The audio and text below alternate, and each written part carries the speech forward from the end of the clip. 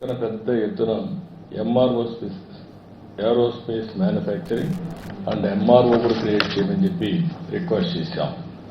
ఇక్కడ మెయిన్గా ఆంధ్రప్రదేశ్లో రాయలసీమ ప్రాంతంలో Lepakshi to Orvakal hitech industries దానికి అవకాశం ఉంది. ఒక పక్క aerospace, civil and also military aircrafts, అదే సమయంలో అదర్ ఎకో సిస్టమ్ డ్రోన్స్ కానీ ఇవన్నీ తయారు చేయడానికి అవకాశం ఉంటుంది. ఇంకొక పక్కన ఈరోజు యాపిల్ మీటింగ్ కూడా పెట్టుకున్నాం. అందరూ కూడా వచ్చారు, మ్యానుఫ్యాక్చరర్స్ అందరూ వచ్చారు. They are very positive.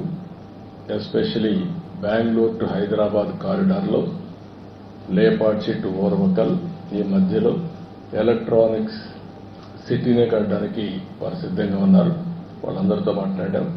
వాళ్ళు తొందరలోనే 3 నెలల్లో పని ప్రారంభిస్తామని హామీ ఇచ్చారు. ల్యాండ్ అవన్నీ ఫైనలైజ్ చేసి వీఆర్ మూవింగ్ ఫార్వర్డ్. అంటే ఆ రాయలసీమ ఏరియాలో మీరు ఒకసారి చూస్తే లేపాక్షి నుంచి ఓర్వకల్ వరకు ఒకటి ఏరోస్పేస్, డిఫెన్స్, సివిల్ రెండు కూడా ఎయిర్ క్రాఫ్ట్స్ ఇవన్నీ తయారు చేయడానికి, ఎంఆర్ఓ తయారు చేయడానికి ఒక పక్క బెంగళూరు ఎయిర్పోర్ట్ ఉంది, పక్కనే పుట్టపర్తి ఎయిర్పోర్ట్ ఉంది, ఓర్వకల్ ఎయిర్పోర్ట్ ఉంది, అటు సైడ్ పోతే హైదరాబాద్ ఎయిర్పోర్ట్ ఉంది, మధ్యలో కూడా ఇంకొక ఎయిర్పోర్ట్ వచ్చే అవకాశం ఉంటుంది. డిఫెన్స్ కానీ ఈ రెండు చాలా వస్తాయి. మూడోది అక్కడికి వచ్చే కొందికి ఎక్కువగా ఎలక్ట్రానిక్స్ కోసం మ్యానుఫ్యాక్చరింగ్ హబ్గా తయారు చేస్తాం. డ్రోన్స్ అన్నీ కూడా మిలిటరీకే కాకుండా కమర్షియల్గా మనం వాడుకోవడానికి ఏమేమి కావాలనో యూజ్ కేసెస్ అని తయారు చేసి ఇప్పటికే డ్రోన్ సిటీ పెట్టాం.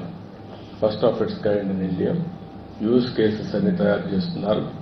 మ్యానుఫ్యాక్చరింగ్, పైలట్స్ ట్రైనింగ్, ఒక ఎకో సిస్టమ్ క్రియేట్ చేసి కంట్రీకి మొత్తం ఒక హబ్గా తయారు చేస్తున్నాం. కాబట్టి ఇది ఒక పక్కన వస్తుంది.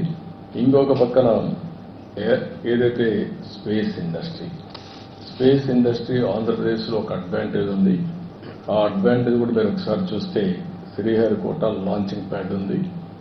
దేశంలో ఎక్కడా లేని ఇన్ఫ్రాస్ట్రక్చర్ ఉంది.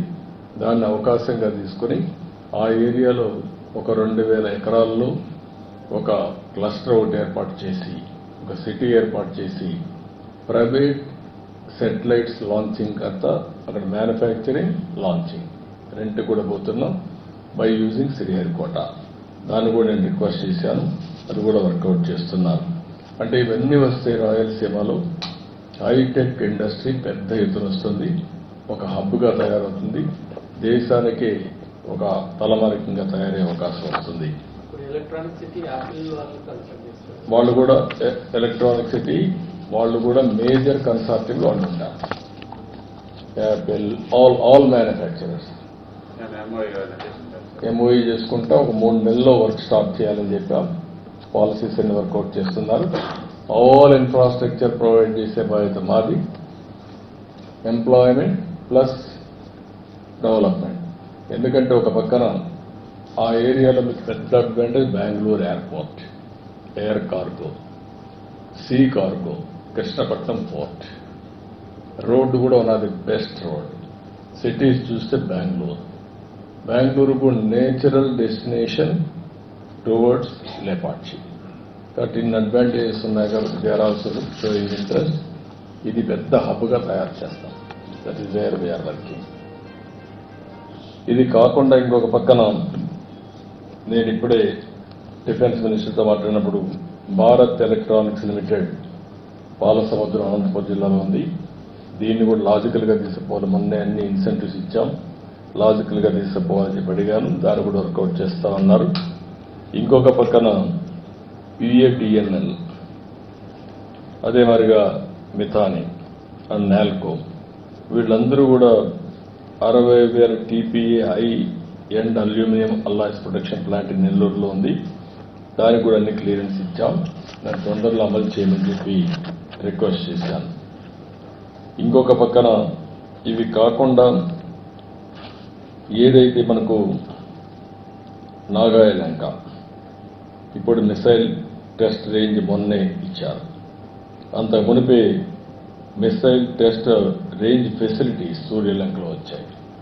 ఈ రెండు వచ్చిన తర్వాత డోనకొండ ఎయిర్ స్పేస్ తయారు చేయడానికి ఎయిర్ ఫోర్స్ని ఐఏఎఫ్ అని తీసుకోమని అక్కడ డెవలప్ చేయమని కోరాం. ఒక స్ట్రాటజిక్ లొకేషన్గా తయారవుతుంది. దీన్ని కూడా ఆయన కోరడం జరిగింది. దానికి కూడా ముందుకు వచ్చే పరిస్థితికి వస్తున్నారు. తొందరగా చేస్తా ఉంటున్నారు. విశాఖపట్నం కూడా మీరు చూస్తే naval equipment and weapons testing facility పెట్టమని, ఏదైతే ఈస్టర్న్ నేవల్ కమాండ్ ఉంది కాబట్టి అక్కడ national advance of sure base పెట్టుకొని ఇవన్నీ డెవలప్ చేయమన్నాం.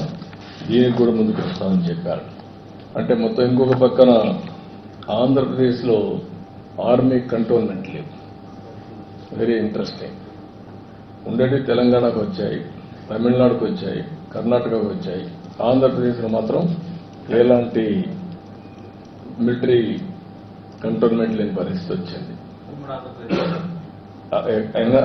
ఆంధ్రప్రదేశ్లో కావాలి, అది కూడా చెప్పాను, వర్కౌట్ చేస్తా ఉన్నారు. ఇవి కాకుండా ఈరోజు నేను కలిసింది సిఆర్ పార్టీని కలిశాను.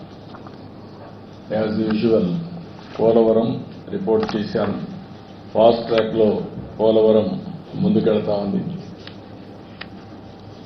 2027కి పూర్తి చేయడానికి అన్ని విధాల దాన్ని తీసుకెళ్తున్నాం. వీలైతే 2027 మార్చికే చేయాలని కూడా ఒక ఆలోచన చేస్తున్నాం. ఎక్కడ కూడా స్పీడ్లో కానీ లేకపోతే క్వాలిటీలో కాంప్రమైజ్ లేదు. ఇంటర్నేషనల్ కన్సల్టెంట్స్ ఉన్నారు. సిడబ్ల్యూసి ఓవరాల్ సూపర్విజన్ పెట్టారు. Ministry of water resource minister అయితే 2 monthsకి ఒకసారి రివ్యూ చేసుకుంటున్నారు. అల్టిమేట్గా ఎక్కడా రాజీ పడకుండా క్వాలిటీ కింద ముందుకు పోతున్నాం. ఎలాంటి రాజీ పడకుండా ఓవర్ ల్యాపింగ్, ఓసారి క్వాలిటీ కాంప్రమైజ్ కాకుండా టైం కావాలంటే తీసుకుని కంటిన్యూగా ప్లానింగ్ చేసి ఎంత తొందరగా అయితే తొందరలో పోలవరం పూర్తి చేసి జాతికి అంకితం చేస్తాం. పోలవరం మీ అందరికీ తెలుసు, ఒక డ్రీమ్ ప్రాజెక్ట్. తెలుగు జాతికి ఇది ఒక పెద్ద వరం. అలాంటి ప్రాజెక్ట్ని డయాఫామ్ వాల్ మొత్తం గోదావరిలో కలిపేసి ఈరోజు మళ్లీ వేరే డయాఫామ్ వాల్ 400 కోట్లతో చేసిన దాన్ని ఈరోజు దగ్గర 980 కోట్లు ఖర్చు పెట్టే పరిస్థితికి వచ్చాం. మోర్ దెన్ డబల్ మళ్ళా ఖర్చు పెట్టి ప్యారలల్ డయాఫామ్ వాల్ కట్టే పరిస్థితికి వచ్చాం.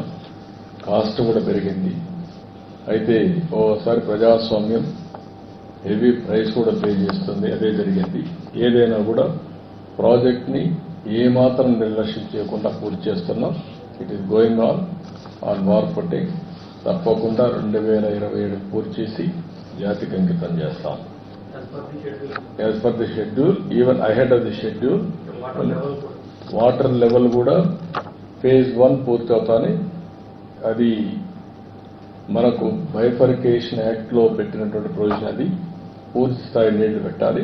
దానికి రీహాబిలిటేషన్ అంతా గవర్నమెంట్ ఆఫ్ ఇండియా ఇవ్వాలి. దాన్ని కూడా గవర్నమెంట్ ఆఫ్ ఇండియాతో వర్కౌట్ చేసుకుంటాం. ఇక్కడికి వచ్చినప్పుడు మళ్లీ పోలవరం బనకచెర్ల ఒక ప్రాజెక్ట్.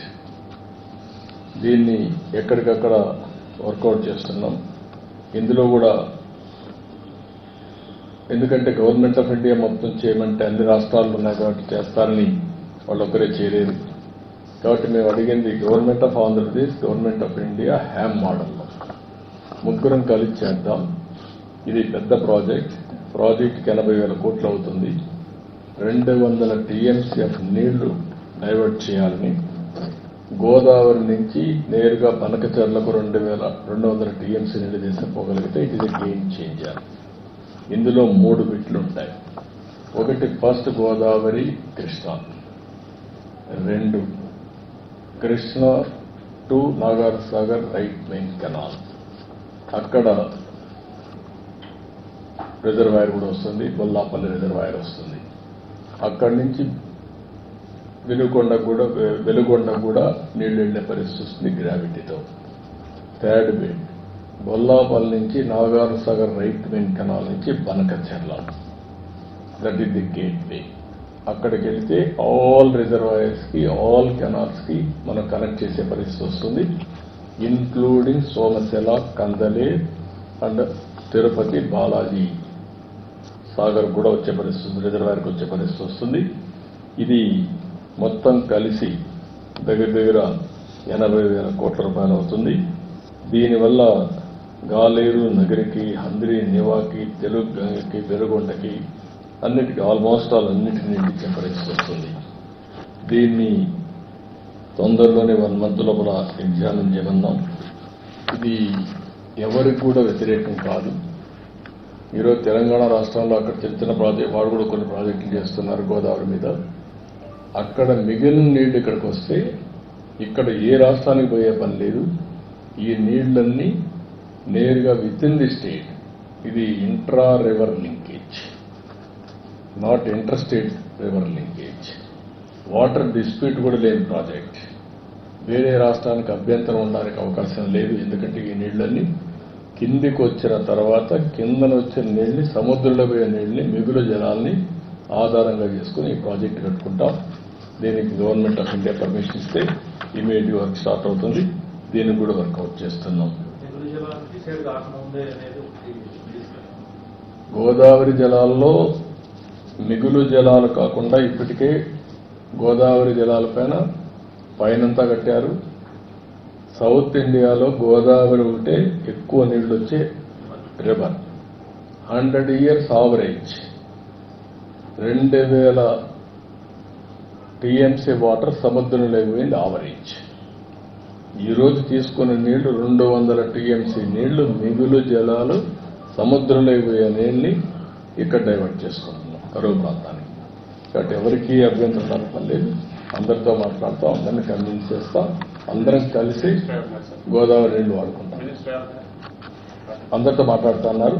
మాట్లాడి దాన్ని సార్ట్అవుట్ చేసి ముందుకెళ్తాం. అందరితో కూడా మాట్లాడుకోవాల్సిన అవసరం అని మాట్లాడుతూ ఉన్నాం. ఇది ఇంకా చిన్న ప్రాజెక్ట్స్ ఉంటే అవన్నీ కూడా వారికి ఇచ్చాను. ఇరిగేషన్లోనే మోడర్నైజేషన్ కింద ఏదైతే మొత్తం ఇరిగేషన్ మోడర్నైజేషన్ కింద CATWH అని ఒక ప్రాజెక్ట్ ఇది. దీనికి ఒక 100 కోట్ల రూపాయలు ఇస్తే పైప్ లైన్లో నీళ్లు తీసుకెళ్ళడం, కాలువలు కాకుండా ఒక పైలట్ చేస్తున్నారు. అది కూడా ఏమన్నాం, అది కూడా ఇస్తామని చెప్పుకున్నారు. రెండోది ఏపీ మన నేషనల్ హైడ్రాలజీ ప్రాజెక్ట్ కూడా ఒక 2-3 నెలల్లో శాంక్షన్ చేస్తా ఉన్నారు. మొత్తం మ్యాపింగ్ చేయడం, ground water, surface water, soil moisture అన్ని ఇది చేసి వాటర్ మేనేజ్మెంట్ కోసం అది కూడా వర్కౌట్ చేస్తున్నాం.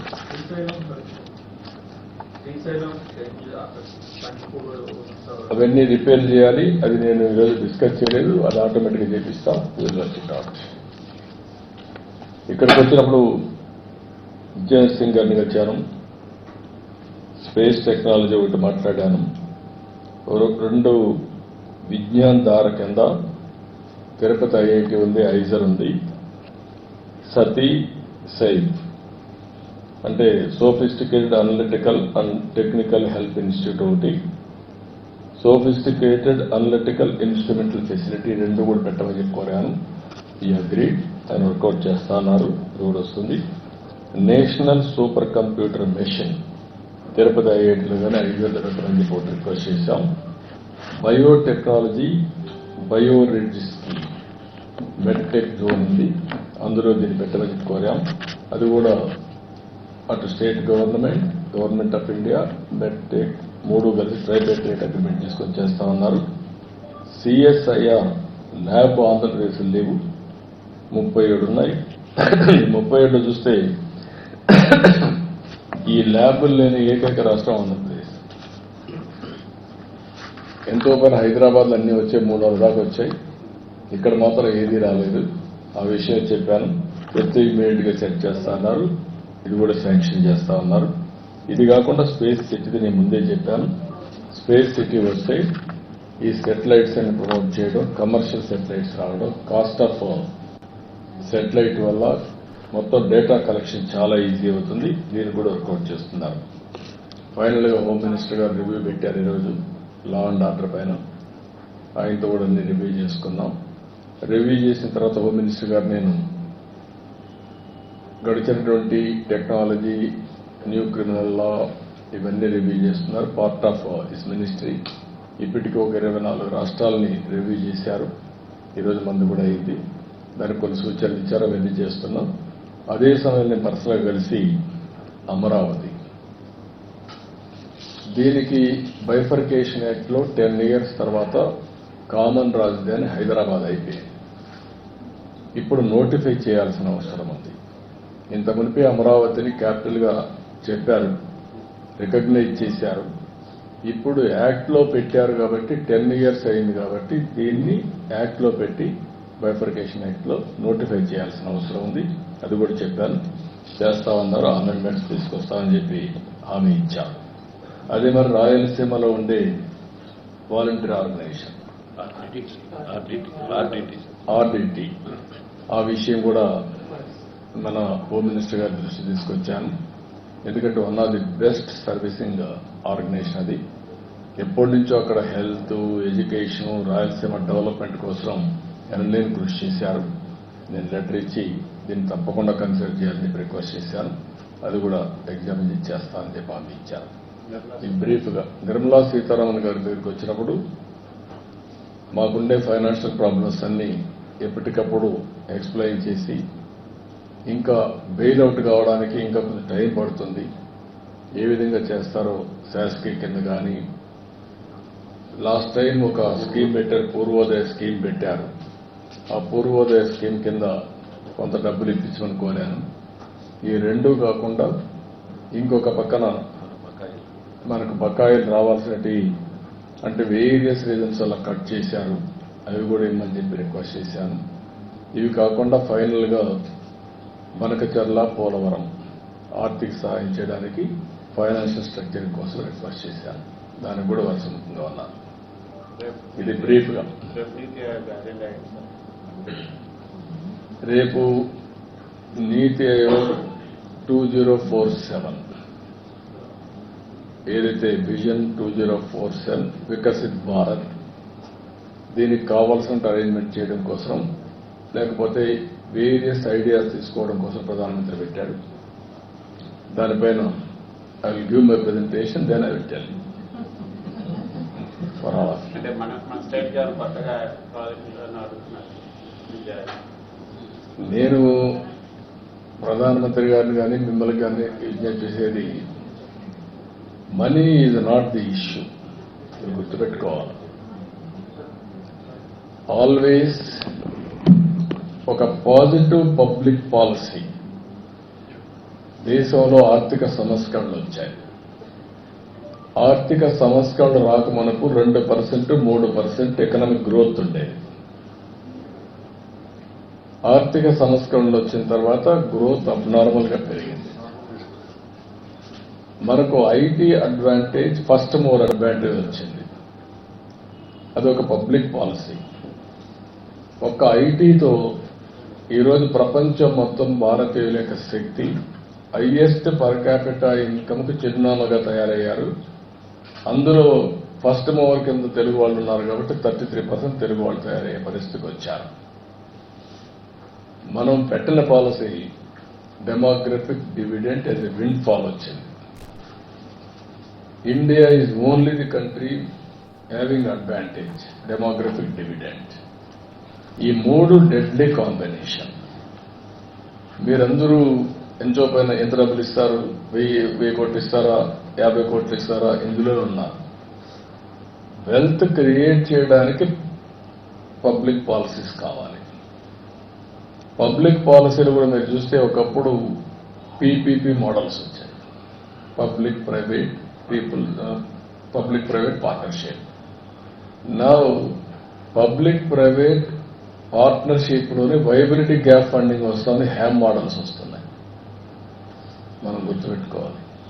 ఒక పక్క వెల్ఫేర్ ఇస్తూనే ఇంకొక పక్కన ఏ విధంగా అభివృద్ధికి ఎలాంటి అడ్డంకులు లేకుండా ఏ విధంగా ఫైనాన్షియల్ సపోర్ట్ మొబిలైజ్ చేయాలి, మస్టర్ చేయాలి, ఇంపార్టెంట్. అట్లా కాకుండా ఎంచోగానే డబ్బులు ఎక్కడి నుంచి వస్తాయి చెప్పండి.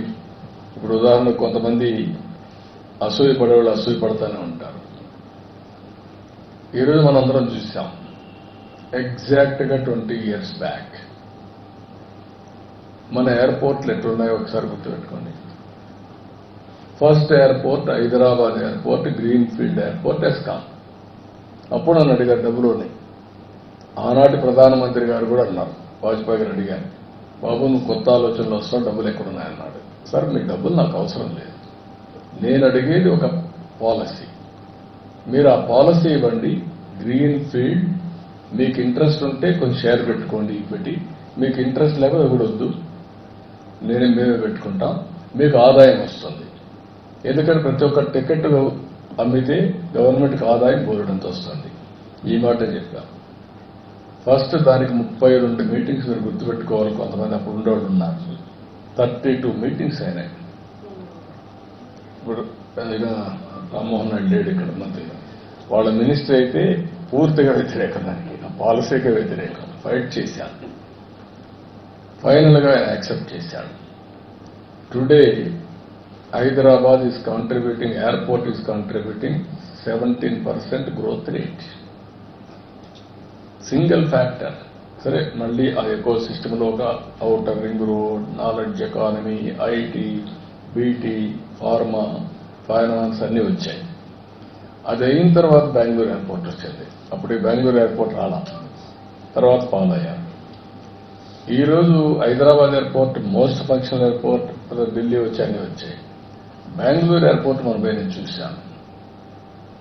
Best airport in the world తయారయ్యే పరిస్థితికి వచ్చి సెకండ్ టర్మినల్ అయితే మనది బెస్ట్ టర్మినల్.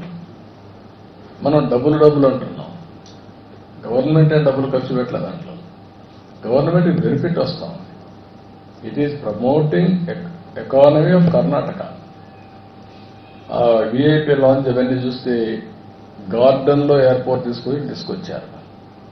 నా airport has become a experience centre, not travelling or ఇది కాకుండా. ఇలాంటివి డబ్బులు కాకుండా country is affordable. Wealth creation is important. Wealth క్రియేషన్కి public policies are important. Once public policies ప్రాపర్గా వచ్చి ఆ ఎకో సిస్టమ్ క్రియేట్ చేస్తే వెల్త్ జనరేషన్ వస్తుంది, వెల్త్ క్రియేషన్ వస్తుంది, అదే మరి రెవెన్యూ జనరేషన్ వస్తుంది. దెన్ వెల్ఫేర్ కూడా చేయించాను. అదే అమరావతి తీసుకొచ్చాం. ఈరోజు అమరావతి మోడల్ ఏంటి? ఏం పెట్టాము డబ్బులు ఖర్చు? ప్రతి ఒక్కరు అంటున్నాడు, ఒక ఊర్లో పని కాకపోతే ఈ డబ్బులు తీసుకు ఖర్చు పెట్టామంట. కనీసం ఒక మనుషులకు కావాల్సింది మినిమం కామన్ సెన్స్ అయినా ఉండాలి. రాజకీయ అన్ని ఎకరాలు అమరావతి అవసరం అంటున్నాడు సార్ జగన్. కాదని అడిగేదండి, నీకు నష్టం ఏంటంటున్నా.